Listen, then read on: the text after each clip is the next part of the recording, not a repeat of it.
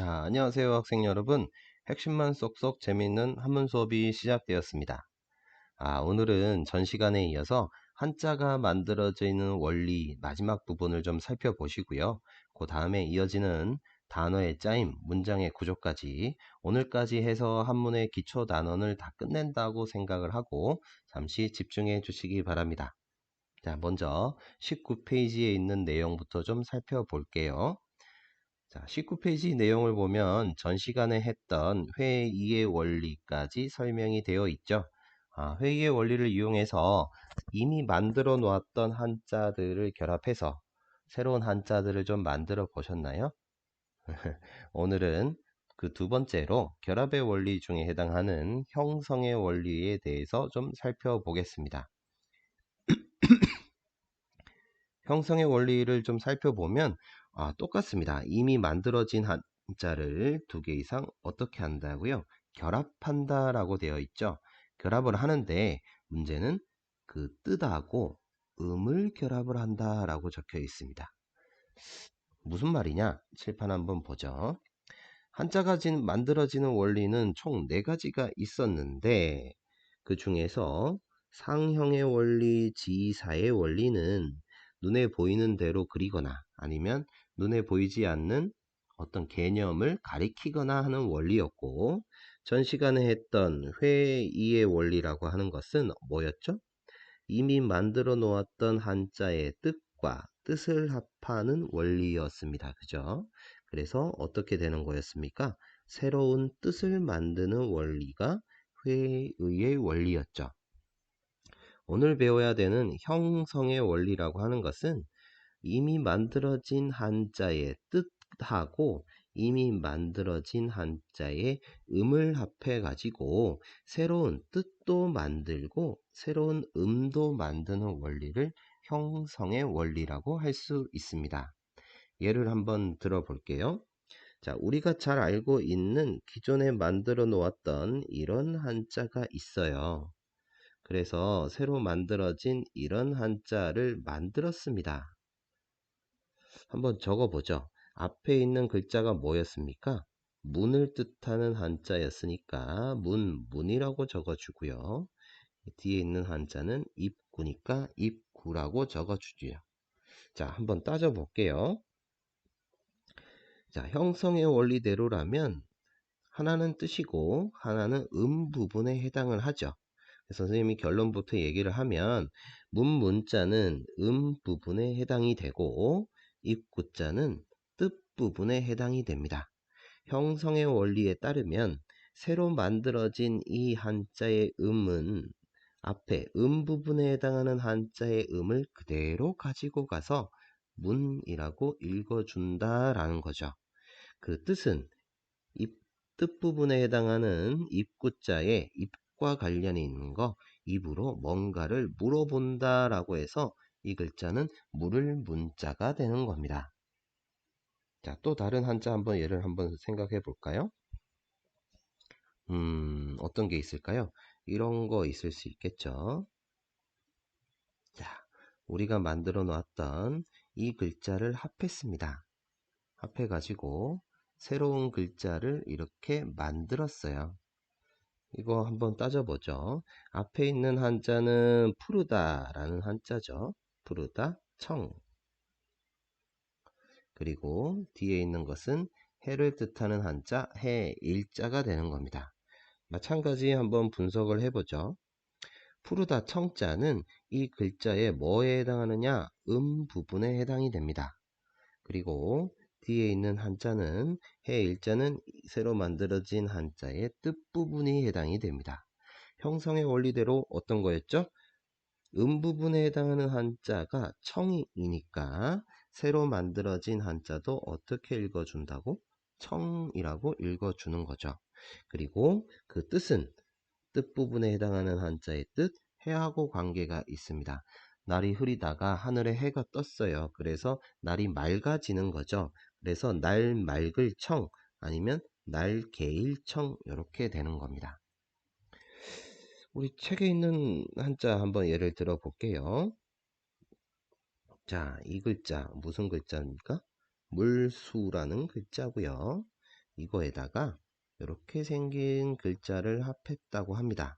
이 글자는 없다, 없다 막이라는 한자죠. 두 개를 합해 가지고 이런 모습으로 만들어졌네요. 자, 한번 분석을 해보죠. 자, 물이라고 하는 글자는 새로 만들어진 한자의 뜻 부분에 해당이 됩니다. 그리고 없을 막자는 새로 만든 한자의 부분에 해당이 됩니다. 부분에 해당하는 한자를 막이라고 읽었어요. 그래서 이 글자는 당연히 어떻게 읽어준다고요? 막이라고 읽어준다라는 거죠. 그 뜻은 뜻 부분에 해당하는 물과 관계가 있겠죠. 물이 없는데요. 물이 없는 곳 어디죠? 사막이라고 할 수가 있겠죠. 물론 지금은 아주 넓다, 광활하다 뭐 이런 뜻도 가지고 있습니다. 그런데 원리를 설명할 때 이렇게 설명하실 수 있습니다. 자, 형성의 원리 좀 이해되셨나요? 자, 그러면 우리 교과서로 잠시 돌아가 보도록 하겠습니다. 자, 형성의 원리대로 한번 따져 볼게요. 새로 만들어진 이 한자가 령이라고 하는 한자네요. 그러면 뜻과 음을 한번 구분해 보죠. 령이라고 읽어줬으니까 부분에 해당하는 거 당연히 령일 것이고요. 그 뜻은 비하고 관계가 있을겠죠. 그죠? 그래서 비가 하늘에서 떨어진다 라고 생각을 하시면 되겠네요. 자, 나머지 한자들은 여러분들 직접 한번 분석해 가면서 이해를 하시기 바랍니다. 자, 그리고 한 장 넘겨서 우리 단어의 짜임하고 그 뒤에 있는 문장의 구조까지 좀 생각을 해볼 텐데요. 자, 단어의 짜임 문장의 구조를 알기 위해서는 우리가 한문에 대해서 기본적인 조건을 좀 알아야 됩니다.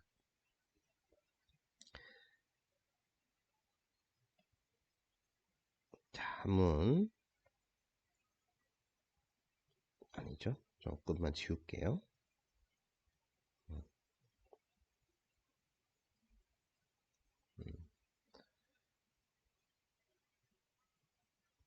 자, 한문에서 좀 생각해 봐야 되는 것이 한문은 기본적으로 어순이 정해져 있는데 뭘로 어순이 정해져 있느냐? 문장 성분에 따라서 좀 달라집니다. 문장 성분.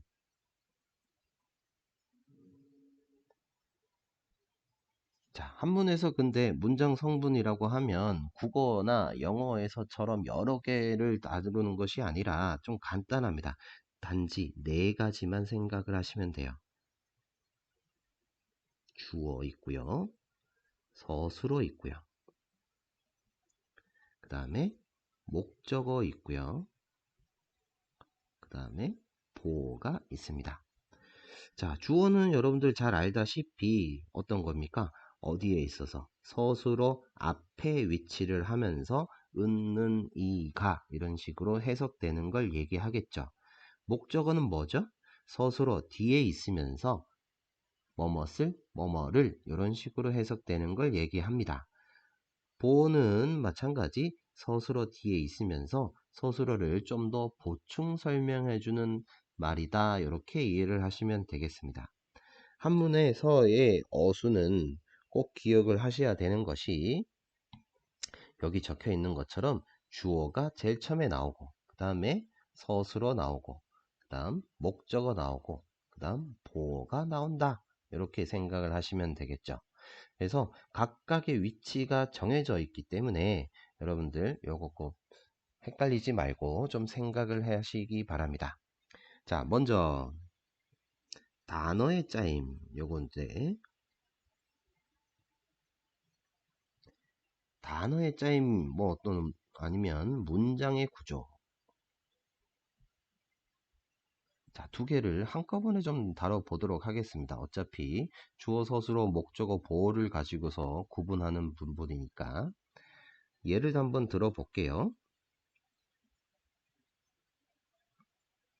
자, 이런 단어가 있습니다. 뭐라고 읽죠? 일출이라고 읽습니다. 일출. 앞에 있는 글자는 해일이라는 글자고 뒤에 있는 글자는 날출이라고 하는 글자죠. 자, 이거를 그대로 풀이를 해보면 어떻게 풀이가 되죠? 해가 뜨다 라고 풀이가 됩니다. 해가 뜨다. 자, 우리 다시 한번 분석을 해봅시다. 해가 뜨다라고 풀이를 했는데 해가라는 표현은 뜨다라는 말 앞에 있으면서 어떤 역할을 합니까? 문장 성분 주어 역할을 하는 것이고요. 뜨다 역할을 말은 서술어 역할을 하는 것이다. 그래서 이것을 그대로 대입만 시켜주면 되겠죠. 해 일자는 주어 역할이었구나. 그래서 주만 써줍니다. 날 출자는 뜨다로 풀이했고 서술의 역할이었구나. 그래서 그대로 써주면 주술 관계 이렇게 되는 거죠. 자, 또 다르게 이런 단어가 있죠.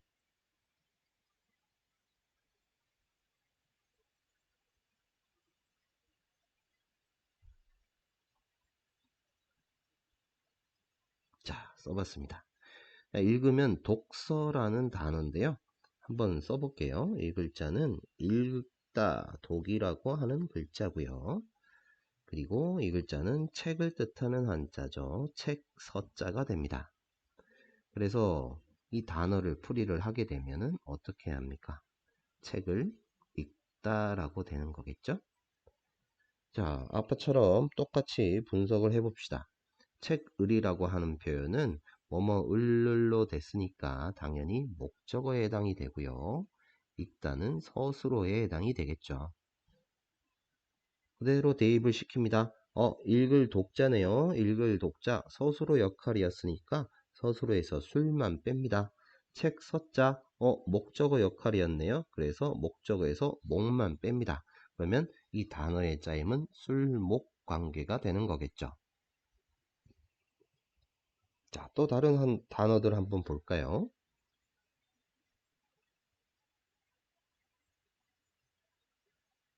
자, 이런 단어 있다고 칩시다. 읽으면 다정이라는 단어네요. 다정. 다자는 무슨 다자죠? 많을다, 많다, 다자. 그 다음에 정자는 뜻정자인데 한번 적어보고. 자, 그래서 풀이를 하게 되면 뭡니까? 많긴 많은데 정이 많다라고 해서 적어봅시다. 정이 많다. 적으면 똑같이 한번 풀이를 해보겠습니다. 자, 많다라는 말은 당연히 서술어에 해당이 될 것이고요. 그 다음에 정이라는 표현은 헷갈릴 수 있습니다. 만약에 뭐뭐 은는 이가에 되니까 주어라고 했다고 가정을 해봅시다. 자, 그래서 많다라는 한자는 당연히 서술어니까 이 글자는 서술어에서 술만 빼면 되겠죠. 그 다음에 정자는 정이라고 했는데 그래서 주라고 만약에 적어줬다고 가정을 합시다.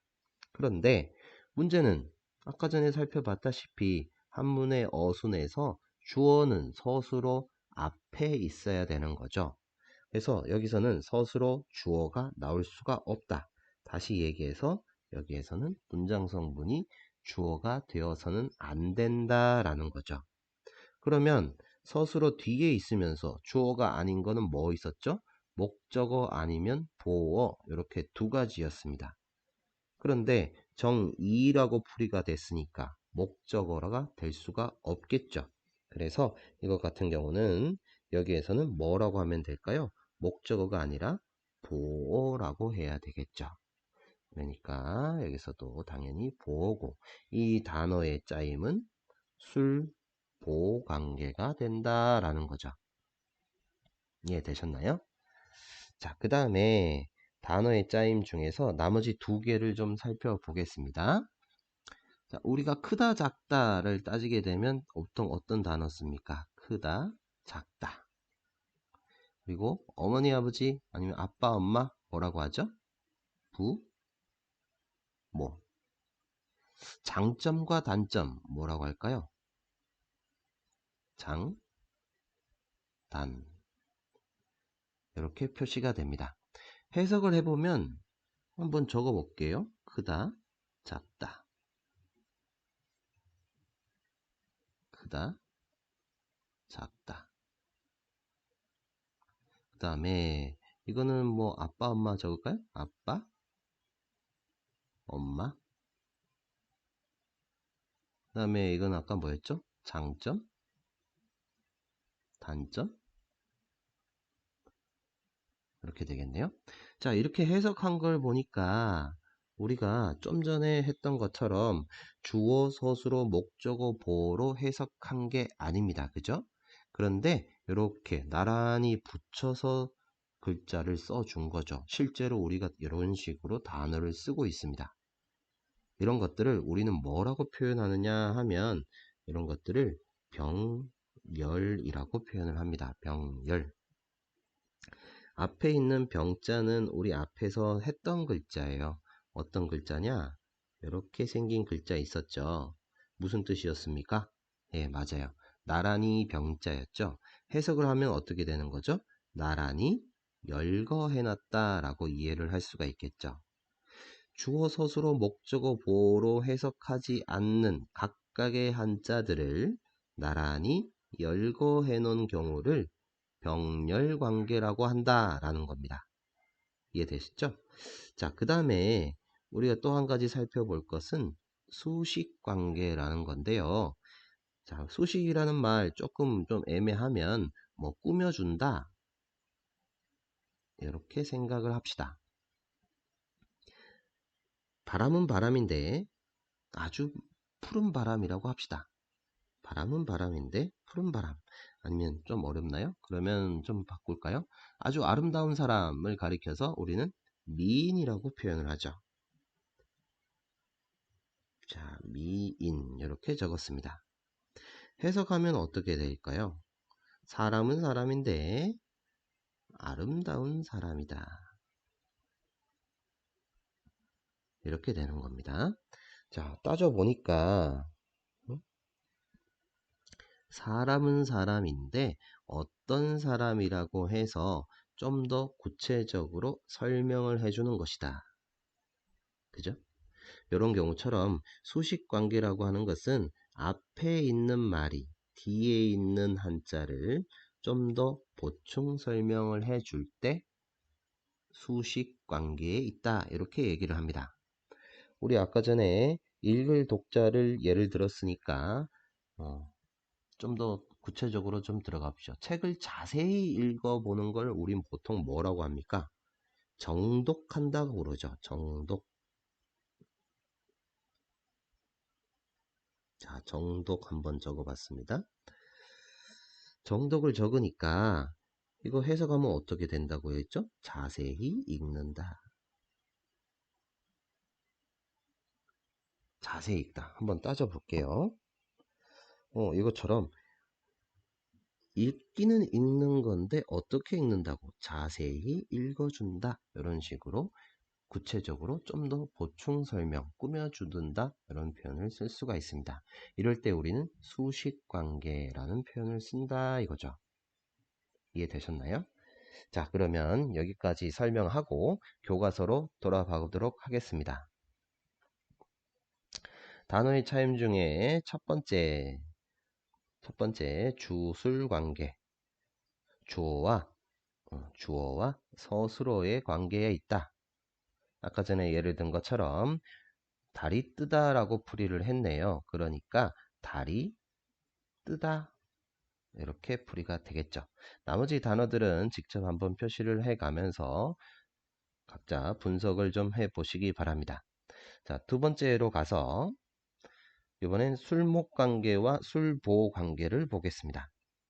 자, 4월 5일이 되면 식목일이 나옵니다. 그래서 해석을 하게 되면 심기는 심는데 뭐를 심느냐? 나무를 심는다.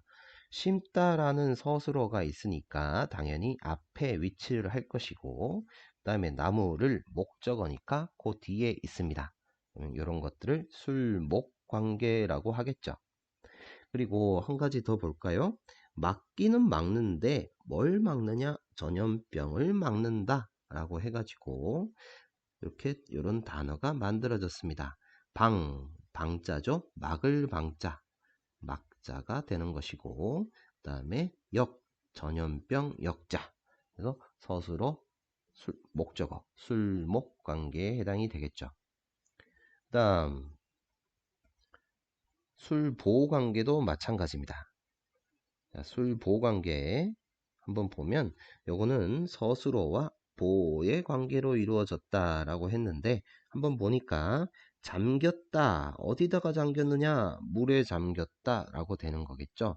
그래서 물수 앞에는 침, 잠기다, 침자입니다. 그래서 침수되었다 이렇게 되겠죠. 침수. 나머지 단어들은 각자 분석을 좀 해보시기 바랍니다. 자, 다음 장으로 가게 되면 병렬관계와 수식관계가 있습니다. 병렬관계 잠깐만 설명할게요. 복습하는 의미에서 성분이 같은 말들을 어떻게 넣었다고요? 나란히 놔뒀다 라는 거죠. 나란히 놔뒀다. 노래를 뜻하는 한자, 노래가 노래요 이런 한자들을 나란히 붙여서 가요라는 단어로 만든 거죠. 참, 진, 거짓, 위 나란히 붙여서 참과 거짓 이렇게 되는 겁니다. 자, 그리고 넘어가서 수식관계 한번 볼게요. 자, 수식관계를 보니까 가운데 것만 좀 살펴볼게요. 뭔가가 수식관계 아까 뭐였죠? 앞에 있는 말이 뒤에 있는 한자를 조금 더 구체적으로 설명을 해줄 때, 신하는 신한데 어떤 신하냐? 간사한 신하다 라고 해서 뭡니까? 간신 이렇게 되는 거죠. 되겠습니까? 음식은 음식인데 밀가루, 가루로 만든 음식이다 라고 해서 우리는 뭐라고 읽죠? 분식, 분식 이렇게 되는 거죠. 이해됐죠? 자, 다음 넘어가서 문장의 구조 가겠습니다. 문장의 구조 같은 경우는 맨 아래쪽에 거를 한꺼번에 좀 살펴볼게요. 문장 성분을 따진다고 했었습니다. 한문에서의 문장 성분은 주어, 서술어, 목적어, 보어인데 그 순서가 주어, 서술어, 목적어, 보어 이렇게 되는 거겠죠. 그래서 이대로 읽어보면 제일 앞에 있는 말 공자가, 그 다음에 서술어가 나와야 되니까 물었다. 뭘 물었느냐? 얘를 물었다. 누구한테 물었느냐? 노자한테 물었다 라고 해서 주어, 서술어, 목적어, 보어 해가지고 주술목보 구조라고 합니다. 자, 이 문장 우리 다 같이 한번 따라서 읽어 보도록 할게요. 이제 제가 먼저 읽을 테니까 따라서 읽어 봅시다. 공자, 문, 예, 노자. 조금 더 빠르게. 공자, 문, 예, 노자. 시작. 네, 잘했습니다. 자, 다음 페이지에 가면 마찬가지 문장의 구조에 대해서 나옵니다. 잠깐만 좀 같이 좀 해볼게요. 자, 제일 처음에는 형제가 라는 주어가 나오게 됩니다. 근데 투 했다, 던지다, 투 던졌다. 뭘 던졌느냐? 금을 던졌다. 쇠 금자가 나왔고, 수 물에다가 던졌다. 여러분들 주어, 서술어, 목적어, 보어, 주어, 서술어, 목적어, 보어 전부 다 분석하실 수 있겠죠. 각자 나머지 빈칸에다가 꼭 한번 표기를 해가면서 한자를 직접 써보면서 분석해 보시기 바랍니다. 자, 그 다음 페이지는 이제 연습 문제인데요. 지금까지 했던 내용들을 전부 다 문제로 좀 만들어 두었습니다. 남은 시간을 활용해서 이 부분들 꼭 한번 익혀 보도록 하겠습니다. 아시겠죠? 자, 오늘 수업은 여기서 끝내도록 할게요. 한문의 기초에 대해서 공부하시느라고 모두들 수고 많으셨습니다. 감사합니다.